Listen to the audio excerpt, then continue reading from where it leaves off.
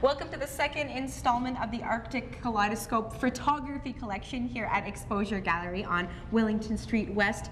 Joining me now, Ottawa's premier photographer, Michelle Valberg. How are you? Good, how are you? Thank you for having me. I'm great. No, gosh, it's a pleasure to join up with you once again.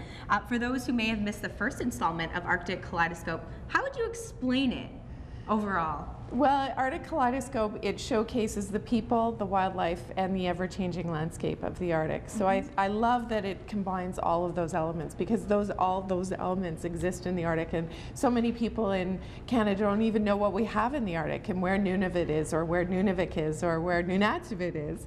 And so it's a way to bring the north to the south and educate, maybe enlighten people to what we have up in this beautiful part of our world. For sure, I had no idea. It wasn't until leafing through some of your photos that I realized what our north has to offer. When was your very first trip up to the Arctic?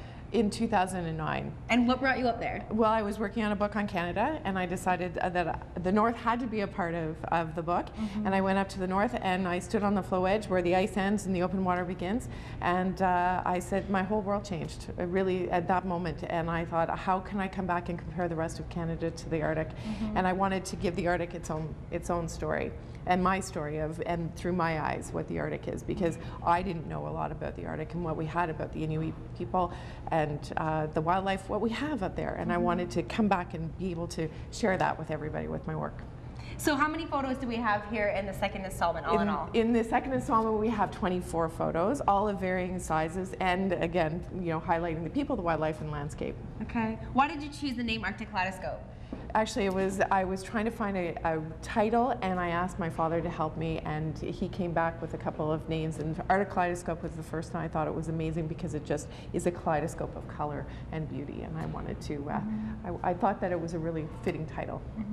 So we saw the first installment in the past. The second installment has just been introduced. You mentioned that there will be a third in April? In September. In September, In September at Wall Space Gallery. Okay. In Westboro, my old haunt, and happy to be back there. So I'm very excited to be a part of Exposure Gallery and have my my work here, and I'm very honored that I can showcase my work in Ottawa. So all in all, how many pictures have you got now? Over 100,000 now. So how do you whittle that down to 24? I know. A lot of it is because they're my favorites, or they have a lot of impact on when I was there and what I experienced. So, for this, it was about color, it was about concept, it was about creating textures and giving the viewer a lot to look at, and a lot of in a varied way. That it's about the raw beauty and the people.